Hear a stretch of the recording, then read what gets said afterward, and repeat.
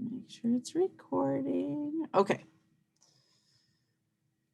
All righty. All right. So this is the same thing every time. We don't need to go over that again. Okay. So we're talking about behavior change and what to do to help change behavior today. So there's some examples.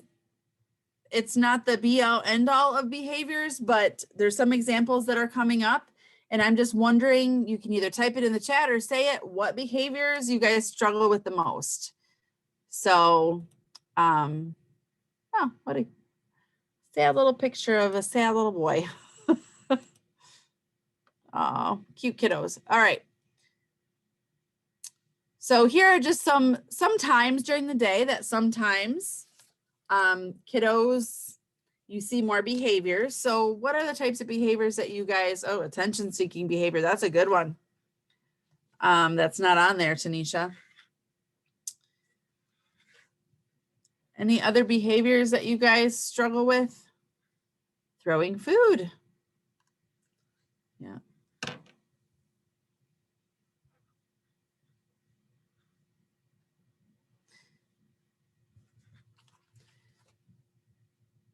All right, so sometimes following directions is difficult. Sometimes mealtime is difficult.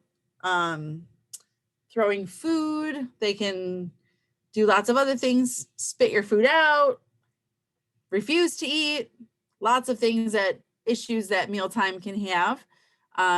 Transitions between activities is also another area that sometimes we see more behaviors because when our children don't want to stop the activity and move on to another one. Getting along with their siblings, if they have siblings. You see that a lot with our younger kiddos under 5 in sharing toys or playing together or near each other. A lot of times in our older kiddos, it's more verbal, like arguing with each other and not getting along and tattling on each other. Bedtime, we sometimes see more behaviors, and lots of times behavior out in public, anywhere that's not home. If they're uncomfortable, sometimes you'll see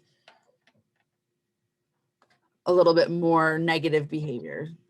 Oh, we have another person in the waiting room. So hold on. Not sure who this is.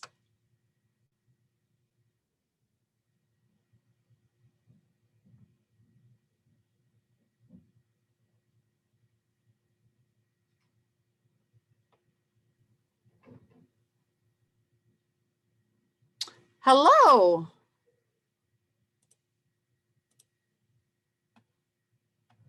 And welcome. We're just talking a little bit about some behaviors that sometimes parents with struggle the most.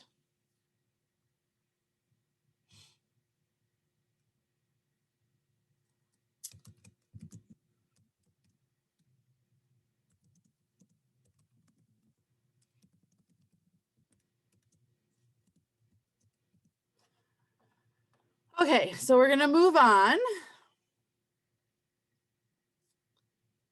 All right, so here are some examples of how parents sometimes cope with the undesired behaviors. So you can either verbalize it or type it in the chat if you see anything that kind of resonate with you. If you don't want to put it in the chat for everybody, you can always just message me directly.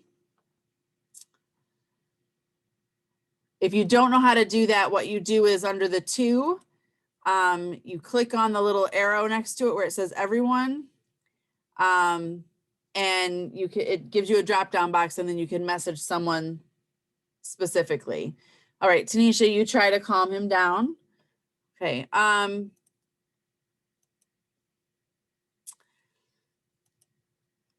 Redirect, offering bowl, or say no, or provide a substitute. Very nice. Those are great. Okay.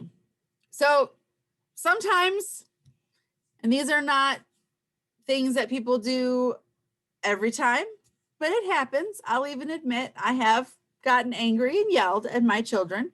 Not so much when they were little, but now that they're teenagers, it happens.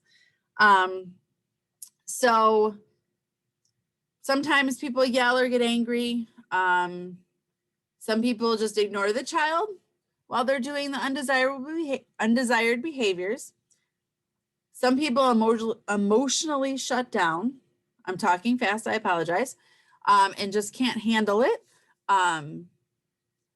They attempt to redirect, attempt to remove the child from the situation, depending on what it is. So these are options of how people cope with behaviors. And then there's other ones on the list that, there's many more types of ways to, both positive and negative, to cope with behaviors that we find undesirable. All right. Okay, so here are some strategies when we're talking behaviors. And I am moving, sorry if I'm not looking at the screen, I'm moving the camera out of the way so I can go over this. So one of the things that we can do when we have any type of negative behavior, especially with our younger children, is reward systems. Sometimes they're called token systems. You'll hear that term a lot, especially at school when they get a little bit older, but some type of reward for encouraging the behavior that you see that you like. So, because that's what we want to do, is we want to encourage our children to give us more of those behaviors that we like, the positive behaviors, the behaviors that we want them to do instead of the behaviors we don't want them to do.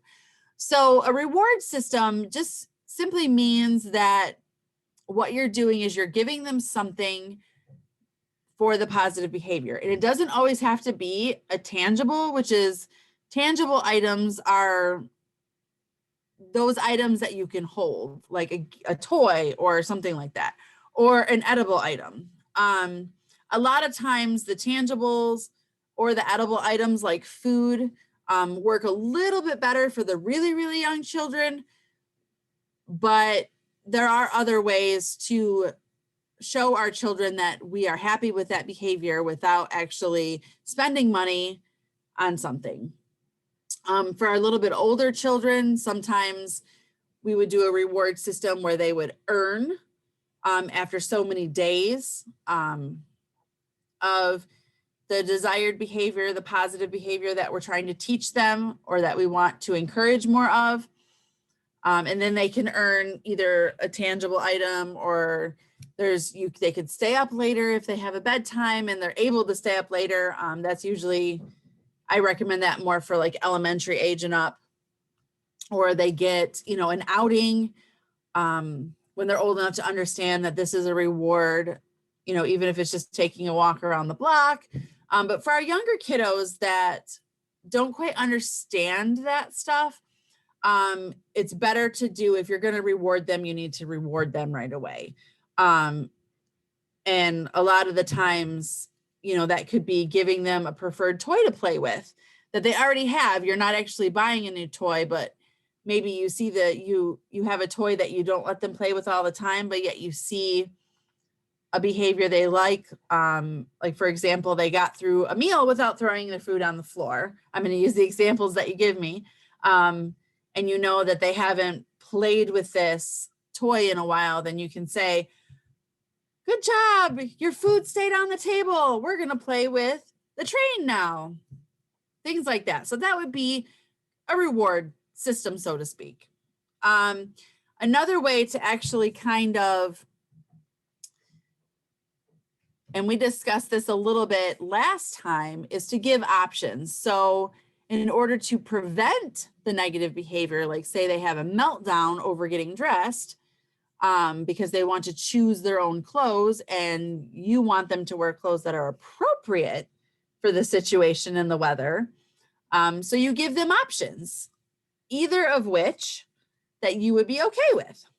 And you can do that with anything. It doesn't always have to be clothes.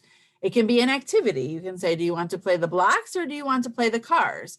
Or if you don't want the blocks because they're just going to dump them out, do you want to read a book or do you want to color? And that kind of directs their attention away from focusing on doing something that might be negative. Another thing we talked about way back, if you can remember back at our first one, when we talked about schedules and routines, and we talked about having pictures up, you can also do this with behavioral reminders. So, and especially this is great for older kids, even if they can't read, as long as they understand. But even our younger kids can understand pictures. Is you have those expectations, like we don't throw food on the floor, and you have a visual of maybe the food in a bowl. And if they're throwing the food, then you show it to them and say food on tray or food in bowl. Or you have a few simple rules of the house, and you put them down on a piece of paper and you hang them on the wall. And then every day you guys look at it. Things like that. So having them visible, you can draw pictures, you can print pictures off the internet, anything. And it's always good sometimes to even have a picture with the word, because even if they can't read the word, they can look at the picture. Another strategy is to, as long as they're not being dangerous to themselves or others, is to ignore the negative behavior, which for some behavior, it's very difficult. And then you praise the positive behavior. So if you see them cleaning up, even if they only throw one toy in there, then in the bin, then you definitely praise that, even if they walk away. It's in spelling it out specifically. You put the car away. Good job. And then negative behavior. If they're crying, throwing a tantrum, but yet they're laying in the middle of the floor, and you know that they're not hurting themselves or other people, as hard as it is sometimes to ignore that. Sometimes if you ignore it, then that behavior goes away a little bit quicker, if that makes sense. So another one is redirection. So the redirection is if they're playing with a toy you don't want them to play with, or they're doing something that you don't want them to do, you give them something that you do want them to do, or redirect them. If they're trying to get into the movies, for example, if you have movies out and they're trying to get into that, and you notice that they're trying to play with those and you don't want them to, then give them something that they can play with. That is redirection. Another option for young children is timeouts, the use of timeouts. We don't generally recommend that for really, really young children because they don't understand that. Really, if you want them to take a break and do what's called a timeout for like toddlers and younger, you just want to sit with them and offer them support. They really, at 2, they really have a hard time sitting alone. So they really don't understand the idea of you're going to sit here because you did a negative behavior, but it is an option. When my children were little, we used to sit on the couch during a timeout. Some people do them in their rooms. For older children, they definitely understand the idea that there's a specific spot that they're going to sit, and timeouts, generally we use those for like the negative behaviors that really don't involve things, so to speak. So a lot of it was like verbal defiance is when I would put my children into timeout. If they refused or told me no, or when kids always get to that point, if they've heard it, that they experiment with swear words, those were the types of things that when I see your question, I'll get to it. Those are the types of things that we get the timeouts. So yes, so there's lots of different talk about timeouts. So for the minutes, that for each year, a child can have up to that many minutes of timeout. For 1 year equals 1 minute. The issue with like at a year old, they really don't understand what that timeout is. So they're really not going to sit. And I'm sure everybody has seen the videos that float around on Facebook and has probably seen Super Nanny's show. And I think she's amazing. But for really young children, literally at our age, probably under 3, you don't want to keep putting them back in a timeout. The way that she does timeouts is if they get out of timeout, you put them back. That's fine for like the older kids, but really under 3, there's really no age, and you have to know your child the best, but under 3, they don't understand that them being told to sit there for something that they did is they don't connect what they did wrong. Even if you talk about it, they need to know like right away. So it's better to do the redirection, which is kind of like instead of them getting a timeout, it's like the item that they were using gets a timeout, if that makes sense. Like if you're throwing the toy has to go away. So you're really giving the toy the timeout. So then they start to learn that connection between, oh, my behavior, I threw it, mom took the toy away. I threw it, I have to play with something else. Or I dumped the bucket, we have to clean it up and we have to do something else. It's kind of giving the item a timeout more so than giving the child the timeout. And then when they get older and they understand the idea that they're going to get removed and they have to sit there because of whatever behavior it is, that's a little bit different. I think by the time they hit the 3-year-old preschool, they start to understand that a little bit better. And then definitely by the time they get to elementary. But yes, under 5 years old, 5 or 6 years old, I would just do 1 minute per age. That's kind of the recommendation. So if you know you have a 3-year-old that really knows their behavior and you know that they know what they're doing is wrong, is not desirable to the parent, it's a poor choice, then you can put them in a timeout and they understand it for a few minutes, depending on what their age is. And then definitely always make sure at the end of timeout that you come back to them and you reiterate again. When you put a child in timeout, you say, you have to sit here because you threw the toys. And you're going to sit here for however many minutes. I recommend using a timer because that definitely helps when you're starting to teach that. If you have a visual timer, that's even better.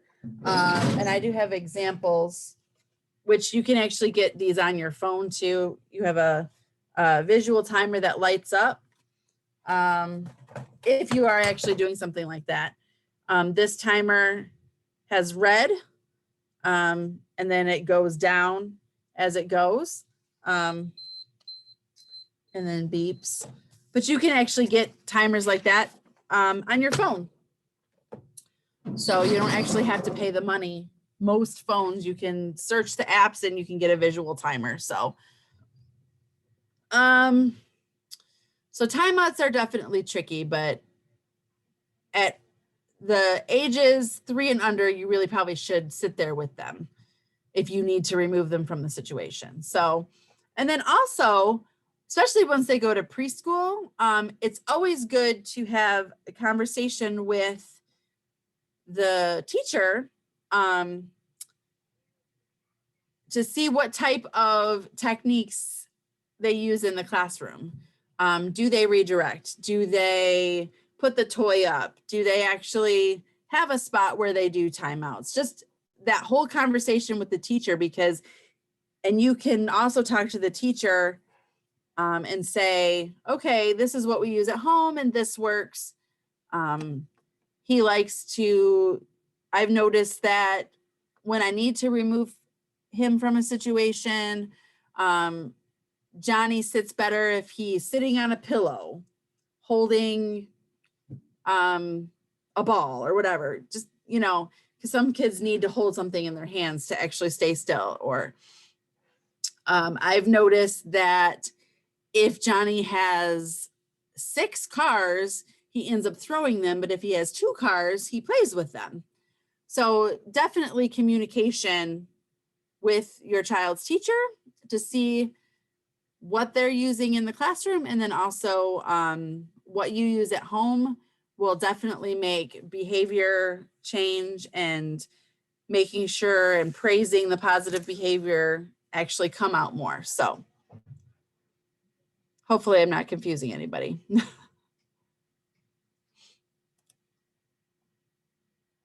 Okay, so this is always an interesting one. What is actually considered normal at this age? So everybody has bad days.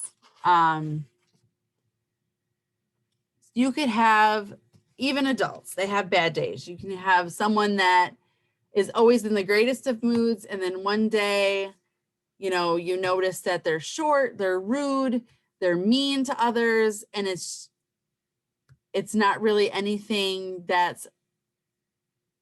it's not normal, but it's not really anything that you would think, okay, that there's something completely wrong. So our kiddos, they do have bad days. There's going to be days that they haven't had enough sleep and they're crabby, and nothing you can do with them is right. And they're constantly getting into things and throwing temper tantrums, which at this age, temper tantrums are normal because they're testing the limits. And our toddlers especially have a very strong need to be independent. And they become very frustrated if they're not giving enough time. So, oh, you're welcome. So all of these really options go in together. So at least 1 through 4. Our kiddos, there's going to be days that you need to walk out the door and they're wanting to put their own coat on, and you just don't have time for that. And unfortunately, you might get a temper tantrum out of it. And what do? So sometimes you got to redirect. Sometimes you just got to work through it. I will be honest with you. We did have a kiddo today in one of the classrooms. I was helping them to get ready to go home, and he did not want to put his coat on. And he screamed the entire time. And I just continued to put his coat on. And once his coat was on, he stopped screaming. So sometimes you got to work through that because you have to do it anyways. It was time to put his coat on. We have kids that come in between the ages of 3 and 5 that don't want to take their coat off. They get mad when they come into the classroom and they don't want to take their coat off. So generally, as long as it's not super hot, and we leave the coat on until they're ready to take it off. Sometimes you've got to pick your battles. What it is especially when they're getting mad because of something, you have to decide, like, is it worth making them mad? And that's not saying give in, but is it worth making them mad, or do I definitely have to enforce the rules here? And nope, sorry, it's too hot. You have a winter coat on, you're sweating, you have to take the coat off. And that's just an example. So you're going to get an occasional temper tantrum. My suggestion, if they're mad about something and you're able to, just kind of leave them alone, watch them, give them that space to have that little tantrum as long as they're being safe. And you will see that usually if you ignore it, it goes away, because that's normal for them to get upset. It's normal to have bad days. It's normal as a parent to feel that whatever you're doing is not working. So when they give you that negative behavior, whether they're having a temper tantrum or they're throwing the toys or they're throwing food, you have to decide what you're going to do, which I think for your example of throwing food, giving them the bowl or saying no throwing is really great. And if he continues or she continues, then that food might need to be done for a minute, and you might need to give that food a timeout. We don't want you to take the food away completely, because then our children need to eat, but you take it away. And then after a minute you say, are you ready for it again? So that's another idea for that. And another way to get over the need to be independent is to make sure that you save enough time to do the task. And then another thing that's normal is fighting with their siblings. It is very hard to get that to go away completely. My recommendation for that one, even though it's normal, is to just encourage and really praise when you see them getting along. I'm struggling with that one at the moment. So I'll let you guys know if I find out any other options for the fighting with the siblings, but it is normal. They fight. Sometimes you have to separate them. Sometimes you have to do a new activity. That's where that redirection comes in. And things like that. As teenagers, I take away the Wi-Fi when they're not getting along, and that helps a little bit. So any questions on this? Things are normal, but it doesn't mean that you can let your kids get away with those things. They test the limits. You need to stick to the limits, whatever your limits are, and it's going to be different for everybody. Okay. So I'm going to move my screen again so I can see this. So what else? Okay. So I kind of threw a lot of words at you, different techniques, talked about what's normal. So it's okay to try different things. So it's okay to try a timeout if you think they're old enough. And if it doesn't work, then you may need to try something else. So it may take some trial and error. Hold on. We got somebody else in the waiting room. Sorry. Coming in.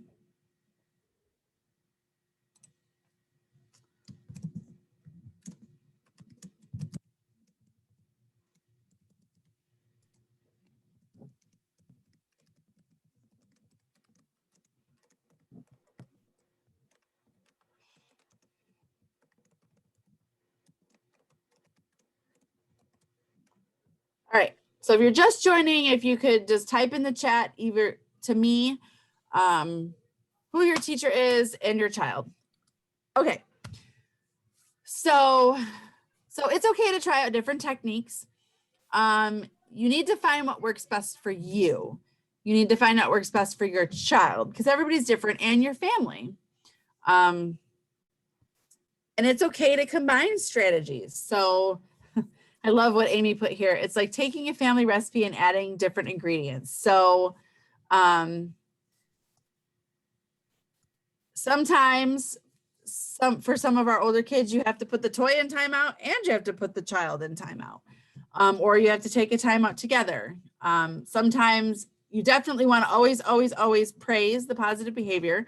What I learned in a lot of different classes that I took early on when I was in school, that you should sound like a broken record, especially with the positive. You can't ever say too many positive things and point out the positive. Thank you, Lisa.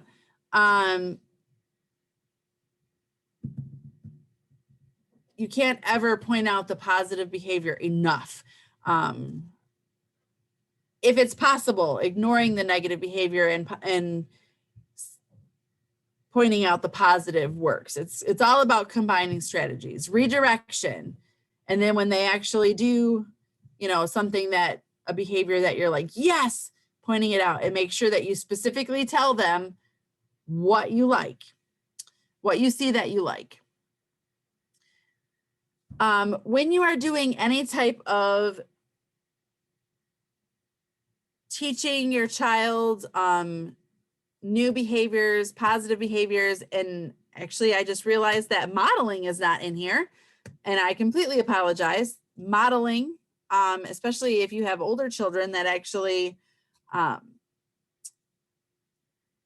exhibiting the behaviors that you want your younger child to learn, using them is great.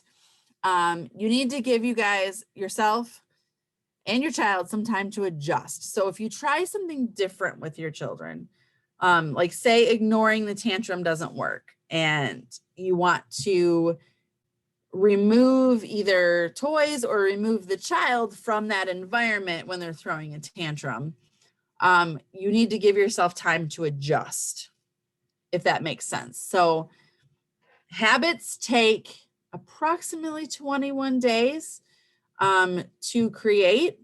So when we're teaching our children either changing schedules or working on encouraging positive behavior and trying to eliminate negative behavior, we need to have consistency. So you need to do this multiple days in a row, at least a couple weeks, at least at the minimum a week, consistently before being able to learn it and to make it become a new habit. But a couple weeks is best. If you're changing a bedtime routine or you're changing,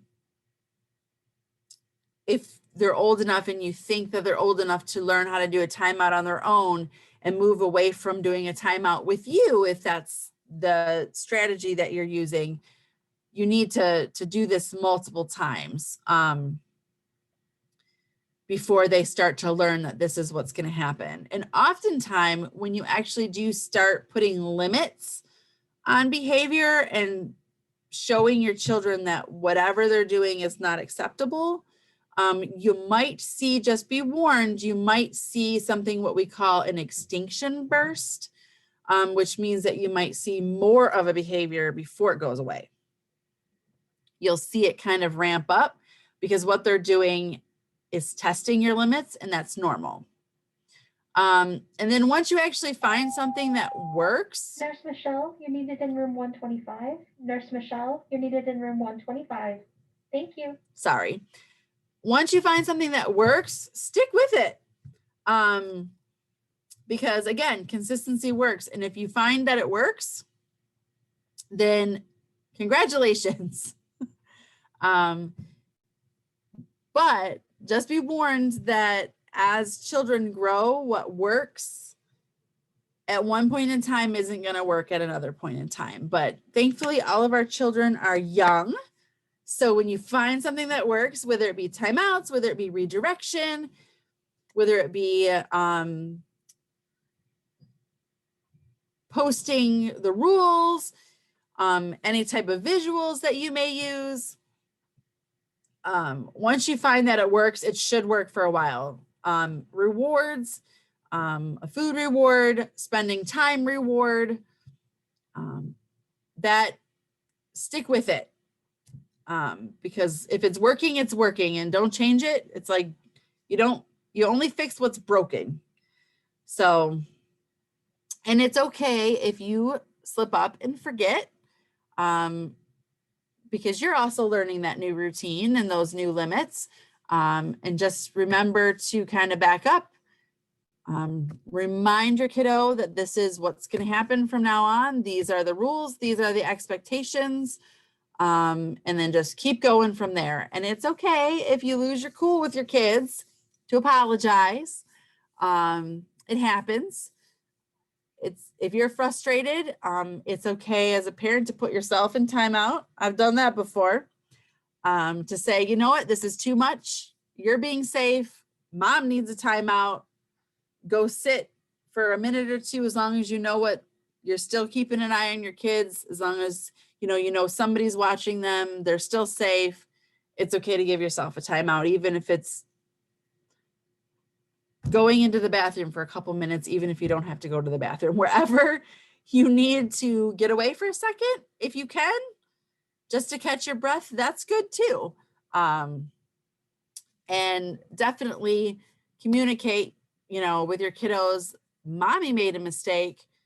When we throw toys, the toy gets put away, or, I'm like jumping back and forth between examples, and I apologize. So I hope everybody's understanding me, because I feel like I'm talking in circles. So the key here is just whatever you try, to just do it. And if you forget or you slip up, it's okay. That's normal. It's human. Just move on from there and try again. All right. So we talked about communication.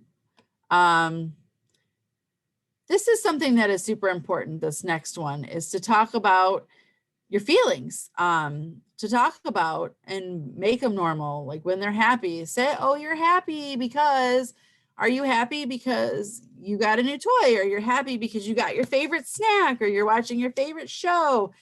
I can see that you're happy because you're smiling and you're clapping your hands.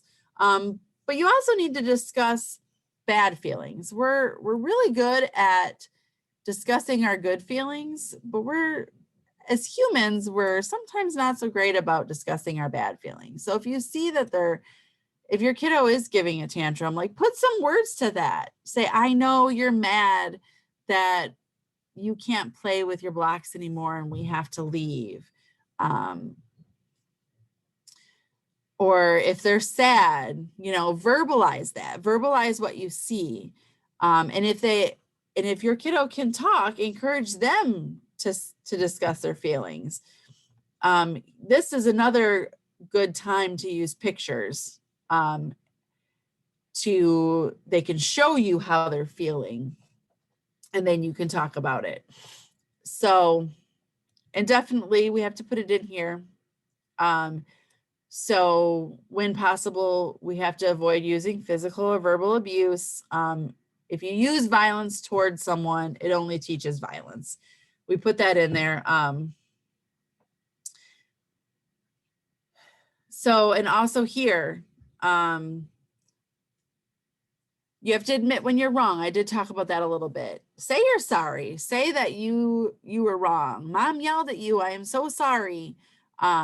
Because then that teaches them that it's okay for them to do that. It's okay for them to say sorry, and that they need to say sorry if they did something wrong, or if they got mad, or if they swore at you, or anything. And then another important one is if you have two children and they're arguing, if you have siblings, remember to try so very hard not to take sides, even when it's obvious.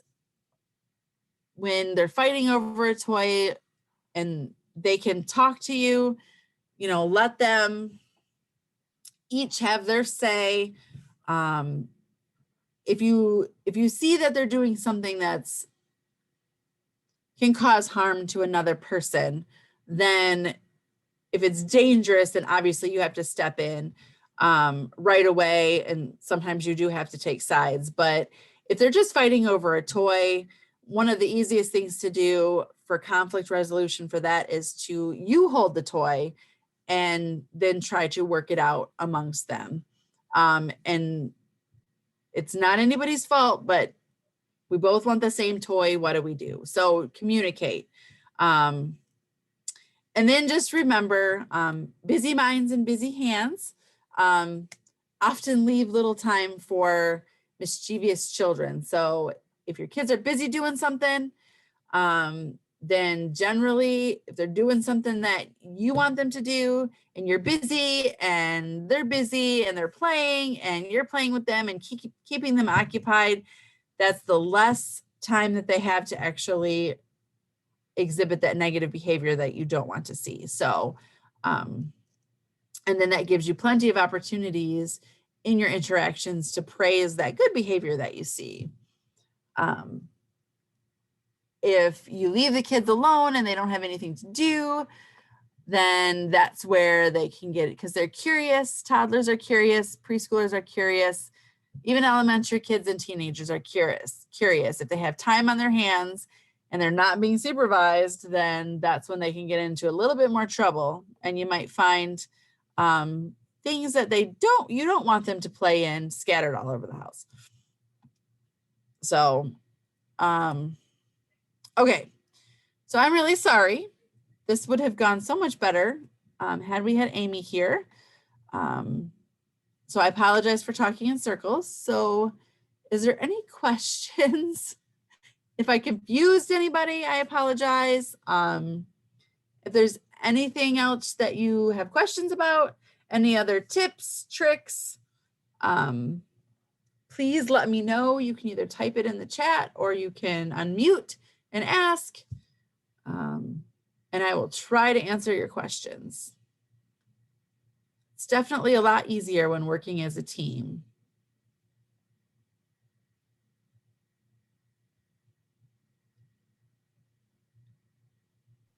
This is really helpful. Thank you. Thank you so much. You're very kind.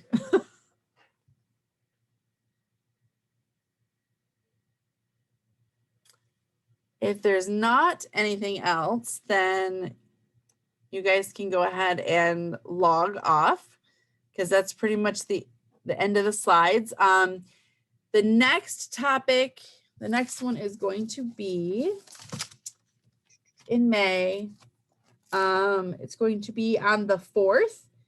And that one will actually be specifically about temper tantrums. So we'll probably review some of the things that I kind of went over today, but more specifically. So definitely please come back on May 4th for temper tantrums, because we'll give you a little bit more strategies there. So thank you so much for coming. I'm going to go ahead and stop recording. Have a good rest of your day. Thanks, Tanisha. Bye. Bye-bye.